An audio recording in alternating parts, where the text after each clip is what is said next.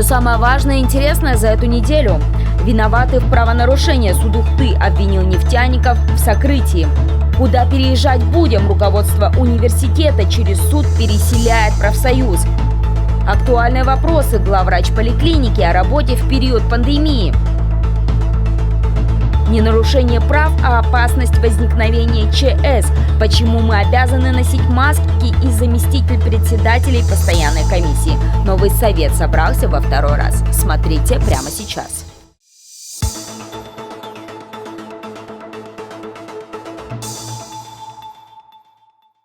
В Центре Коми-культуры открыли выставку к юбилею ухтинского представительства общества Коми-Войтер, что в переводе с национального языка республики значит «Коми-люди».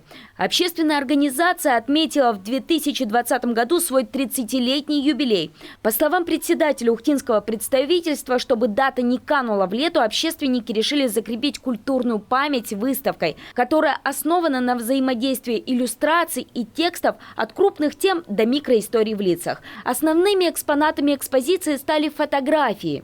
Самые ценные фотографии – это, конечно же, черно-белые фотографии. Это фотографии из первого съезда Коми-народа, который состоялся в январе 1989 года в Сыктывкаре, театре имени Савина.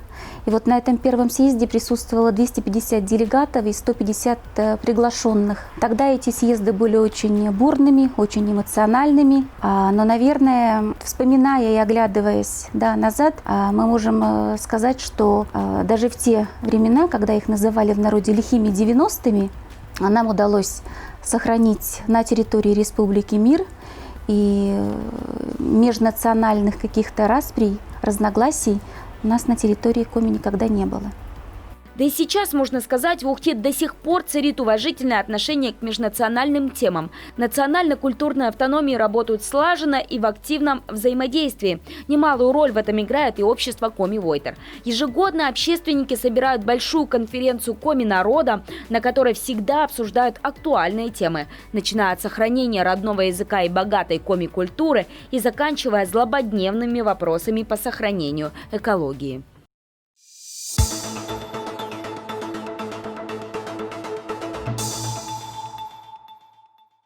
На сайте Ухтинского городского суда появилась информация о рассмотрении дела об административном нарушении в отношении ООО «Лукойл Ухта нефтепереработка». Напомним, 14 и 15 мая текущего года в единую диспетчерскую службу Ухты стали поступать многочисленные сообщения о неприятном запахе в городе. 9 июля сотрудниками Ухтинского отдела Роспотребнадзора по данному факту был составлен протокол в связи с выявлением нарушений требований законодательства в области охраны окружающей среды. Согласно данным стационарного поста контроля атмосферного воздуха, в Ухте 15 мая в период с 6 до 7 часов фиксировалось превышение допустимой концентрации сероводорода в воздухе при северном ветре. Указанная информация была получена только после запроса Роспотребнадзора. Таким образом, юридическое лицо скрыло информацию о состоянии атмосферного воздуха, что является нарушением СанПин гигиенические требования к обеспечению качества атмосферного воздуха населенных мест. Постановлением Ухтинского городского суда юридическое лицо признано виновным в совершении правонарушения, предусмотренного статьей 8.5 Кодекса об административных правонарушениях, сокрытие или искажение экологической информации с назначением административного наказания. К сожалению, в пресс-релизе не указано, какого именно. Решение суда в настоящее время не обжаловано.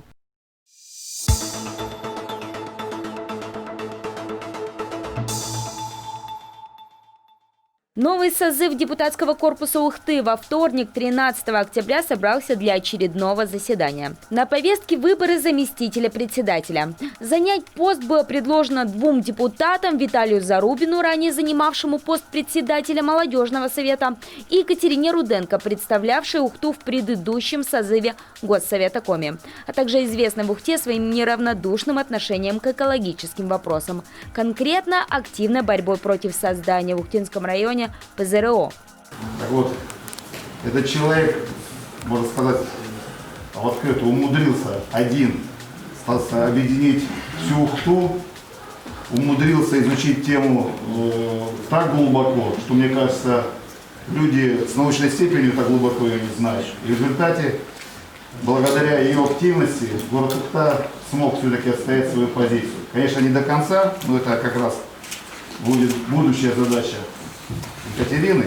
Сама Екатерина Тарасовна перед открытым голосованием также напомнила своим коллегам по созыву о своей общественной работе. Ну и общественность – это сохранение школы-интернат, санаторной школы-интернат номер 4 для детей с ослабленным здоровьем, угроза которого закрытия была вот буквально год назад.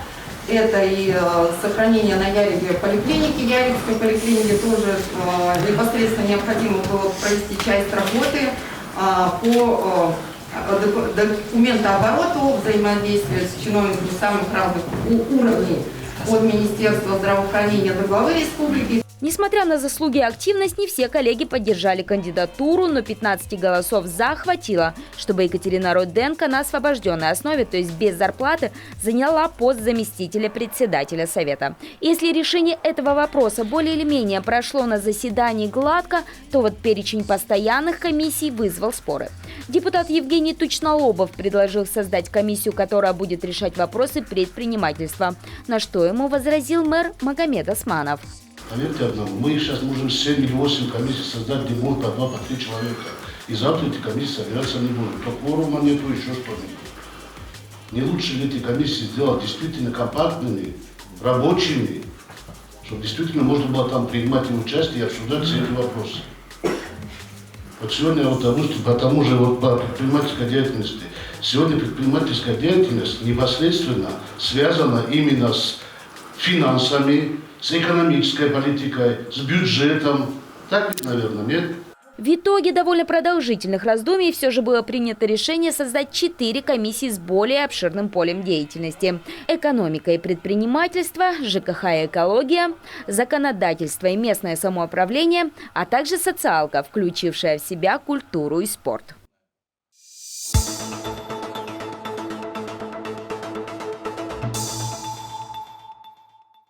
Главный врач Ухтинской поликлиники сегодня встретилась с журналистами, чтобы ответить на самые актуальные вопросы по работе своего учреждения. Если коротко, все не очень радужно. В последние дни в Ухте фиксируется скачок заболевших коронавирусом, а также активный рост заболеваемости сезонными острыми респираторными инфекциями. Также до сих пор не решен вопрос с открытием лаборатории для анализов на коронавирус. На сегодняшний день, вот в пятницу, в конце прошлой недели, мы получили 3 ламинарных шкафа. На этой неделе мы ожидаем допоставку медицинского оборудования, ну и проведение проверки 19 числа. И затем сдаем мы документы в Роспотребнадзор. И я думаю, что как только мы получим разрешение, все будет зависеть от Роспотребнадзора, мы сразу лабораторию откроем, то есть в октябре мы ее откроем точно. Ситуация с тестированием после открытия как изменится? Сократятся ли сроки получения? Конечно, сроки сократятся значительно, потому что если пациент сдал анализ и лаборатория находится здесь у нас, то есть на 3-й день мы уже будем знать результат полностью. Значит, как только выполнен анализ, все результаты заносятся в информационную систему, то есть мы вечером уже видим их у себя в базе. И, естественно, можем распечатать, а потом получить оригинал этого результата. То есть мы их узнаем сразу, как только они сделаны. И в случае, если это положительный результат, значит, он передается в референс-лабораторию. Это ФГУС, то есть Центр гигиены и эпидемиологии. И они его подтверждают, и сразу же пациент берется в работу. Во-первых, все пациенты, которые перенесли COVID-19 и вирусные пневмонии, значит, они в обязательном порядке, в зависимости от того, как протекало заболевание, все с пневмониями ставятся на диспансерный учет в обязательном порядке, а реабилитационные мероприятия проводятся тем, кто перенес вирусную пневмонию. Ну и если это было без пневмонии, но достаточно тяжелое течение, то есть реабилитацию дальше пациент получает в физиотерапевтической поликлинике. Разработана программа реабилитации, там проводится дыхательная гимнастика, лечебная физкультура, массаж. Ну и есть возможность использовать природные наши источники, то есть это вода, грязи в по назначению врача-физиотерапевта. С признаком ОРВИ без контакта мазок не берут, пишут читатели. Есть какая-то особая симптоматика. Вот звонит человек, говорит, у меня кашель, насморк, небольшая температура, условно, 37,2. Но с признаками ОРВИ мазок берется среднее тяжелое течение, то есть это в обязательном порядке. То есть если вот такая относительно легкая симптоматика, не возьмут. Ну, у нас на территории есть такая практика, мы берем у всех с признаками ОРВИ. Когда начала ухудшаться эпидситуация и нам потребовалось проведение компьютерной томографии у пациентов с подозрением на вирусную пневмонию, именно на пневмонию ковид, мы, согласовав, естественно, все это с Министерством здравоохранения, мы получили приказ о закрытии первой поликлиники, об организации там компьютерного центра по исследованию на пневмонии с COVID-19. Поликлиника была закрыта 20 апреля, и с 21 апреля мы начали проводить исследования пациентов. Это и наша территория, это и Сосногорский район, это и скорая помощь, которая привозит пациентов и по направлению от врачей. То есть полностью идет исследование на ковид. В июне всего за месяц было 257 исследований, из них было 19 пневмоний. В сентябре уже было 771 исследование, 187 пневмоний. И обратите внимание, с 1 по 13 октября уже 771 исследование. И вот сегодня вечером мы уже подведем итог, сколько пневмоний мы выявили. Но ежедневно у нас выявляется от 30 до 47 пневмоний. И проводится значительное количество исследований, ориентировочно и 88, и 69, и 74. То есть мы при нормативе 15 компьютерных исследований в день выполняем абсолютно все исследования. То есть если пациенту назначена сегодня компьютерная томография, значит, мы ее проводим. Конечно, работа достаточно усложнилась, потому что идет просто вот поток, огромный поток этих пациентов. Мы работаем уже не одна бригада у нас работает, весь полный рабочий день. И описание снимков проводится до последнего пациента. То есть у нас была ситуация, когда доктор встал с рабочего места в 2 часа ночи. Приходится ждать, да, исследования КТ, и именно это на улице. Сейчас мы, конечно, постараемся решить этот вопрос. В чем сложности? У нас достаточно небольшое помещение в первой поликлинике, где мы встречаем пациентов. То есть все здание у нас законсервировано, естественно, перекрыта вся вентиляция, чтобы инфекция не распространялась по зданию. И территория, где мы встречаем пациентов, там не так много места. Посмотрим, где мы сможем в первой поликлинике сейчас это организовать, потому что и погода портится, сами понимаете. Ну вот в связи с тем, что уже не контролируется количество людей, которые идут на КТ, вот возникает такая ситуация. Я очень понимаю пациентов, им сложно, но для нас это тоже достаточно сложная ситуация. Ситуация с гриппом и ОРВИ. Какая у нас статистика на сегодня? Какой прирост заболевших в среднем в день, в неделю, возможно, в месяц? Пройден ли пик заболеваемости? Значит, тоже у меня есть цифры, которые вообще очень такие яркие. То есть, если брать 2019 год, я брала последнюю неделю, да, за неделю, вот в 2019 году по этим датам было 159 заболевших, то за эту неделю в 2020 году 1112. И с нарастающим итогом в 2019 году с 1 января по 13 октября было 894 заболевших, на сегодняшний день в 2020 году 4084. То есть заболеваемость выросла значительно, получается даже больше, чем в 4 раза. По гриппу, пока грипп у нас не зарегистрирован, поэтому статистика у нас ведется, но зарегистрированного гриппа в поликлинике пока нет. Контакт-центр. Почему сложно дозвониться? Насколько загружен контакт-центр? Сколько вызовов в день? Значит, У нас ориентировочно в день поступает в среднем, то есть мы за неделю берем 2900 звонков. И то это не все, наверное, звонки, которые мы можем принять. Мы обратились к пациентам, чтобы те, кто вызывают врача на дом, звонили с 8 до 13, а все остальные обращения уже были с 13 часов и до конца рабочего времени. Сложности в чем еще возникают? Сотрудники у нас тоже болеют. Есть и отпускной период, и были вакансии, но вот сейчас мы еще приняли сегодня еще одного сотрудника, и к нам сегодня пришли обучающиеся из медицинского колледжа. Мы попросили дать нам на помощь людей, которые как бы ориентируются, да, в системе здравоохранения. То есть постараемся ситуацию немножко поменять, но учитывая вот количество больных, конечно, достаточно сложно. Сколько сейчас специалистов в контакт-центре есть? 4. А для обеспечения? 7. Заболевшим ковид, то есть тут 2 категории персонала.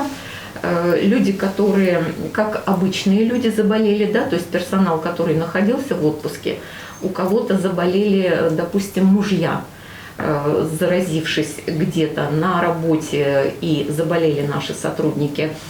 И сотрудники, которые заболели непосредственно на работе, имея контакт с пациентами, значит, это 21 человек. Именно медицинский персонал. И среди них 3 оператора регистратуры, потому что они точно так же контактируют с пациентами. Антонина Пешкова также присоединилась к рекомендациям Роспотребнадзора, попросив горожан носить маски и максимально сократить контакты. На сегодняшний день говорить о спаде заболеваемости еще рано, а ресурс системы здравоохранения уже на исходе.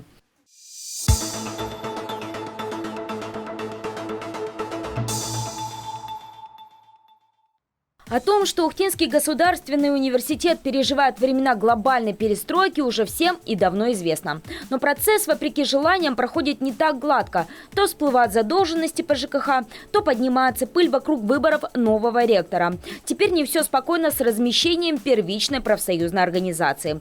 Правком просят освободить помещение, занимаемое им почти 20 лет. Предыдущие председатели профсоюза здесь находились, аппарат управления. И, соответственно, вот последние 2 года определенное давление на нашу профсоюзную организацию оказывалось администрацией. Ну и, собственно, это вылилось уже вот конкретное решение ректора вуза Руслана Викторовича Агинея о подаче искового заявления в суд о том, чтобы мы покинули данное помещение. Александр Качетов отмечает, все это делается из-за активной позиции правкома по отношению к его членам во время преобразования университета. Мы пытаемся, чтобы вот эти преобразования происходили, реально законно, да, в таком вот правовой плоскости. Мы видим определенные нарушения, мы обращаем внимание администрации на те нарушения, которые происходят. К сожалению, не всегда на эти нарушения администрация реагирует, но при этом, что мы вынуждены, собственно говоря, и рекомендовать и оказывать реальную помощь и сотрудникам, и студентам, в том числе в обращении в различные органы, которые могут решить вот эти вопросы.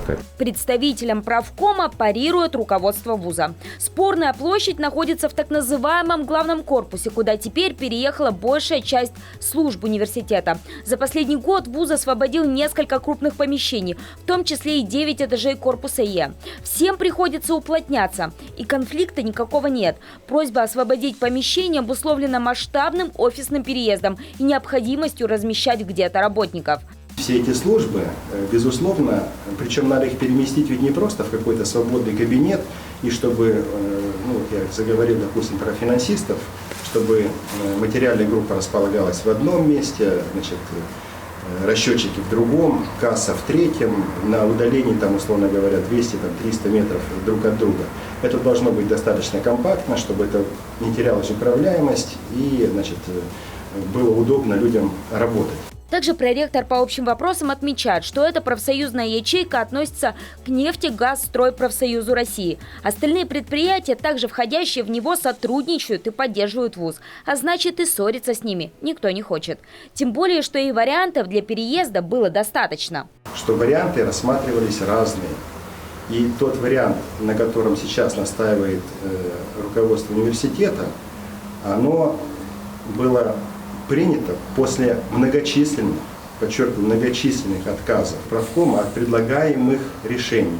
Например, я назову, для того, чтобы не быть голословным, предлагалось достойное, хорошее помещение в бывшем здании горнефтяного техникума, это где корпус Д, на улице Первомай, между улицей Первомайской и Кремсом.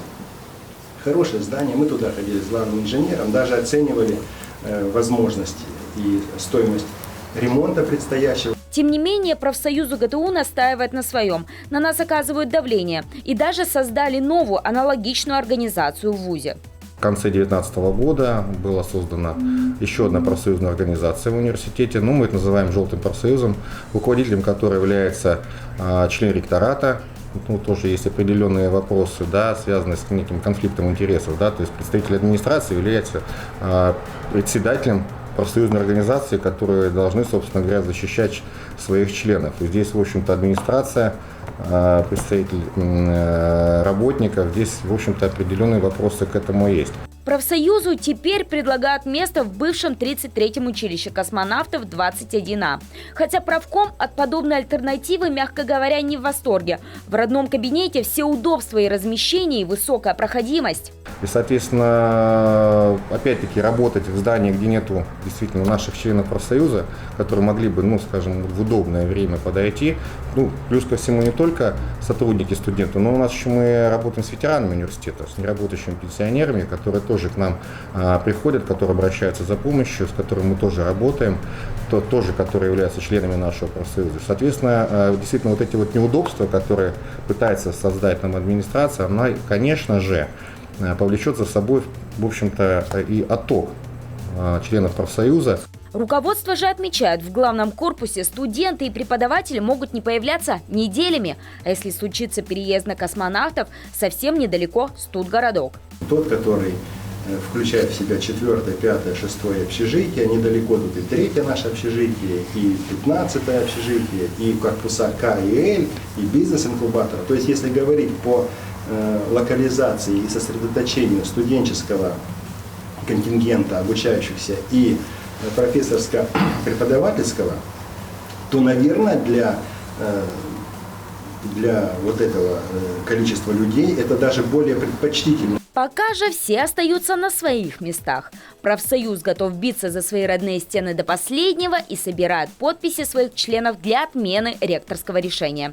Университет же, в свою очередь, приглашает прогуляться сотрудников профсоюзной ячейки в суд. Так скажем, решить дилемму в правовом поле.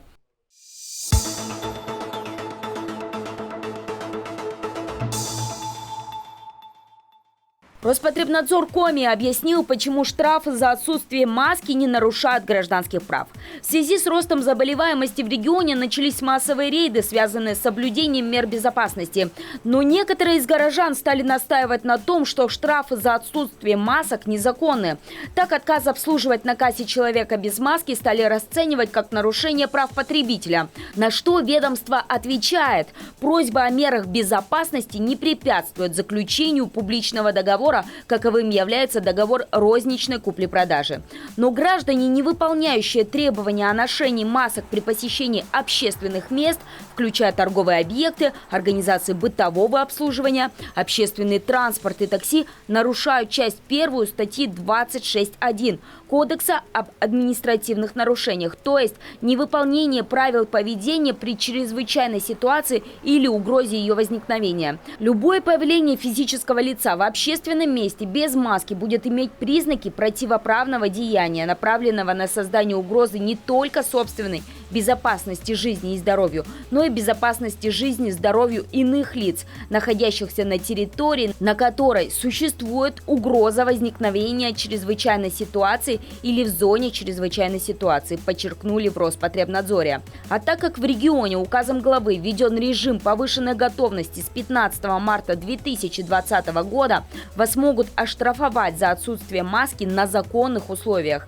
Санкции статьи предупреждения или наложение штрафа в судебном порядке. При оформлении первого протокола штраф до 30 тысяч рублей, при повторном нарушении до 50. Thank you.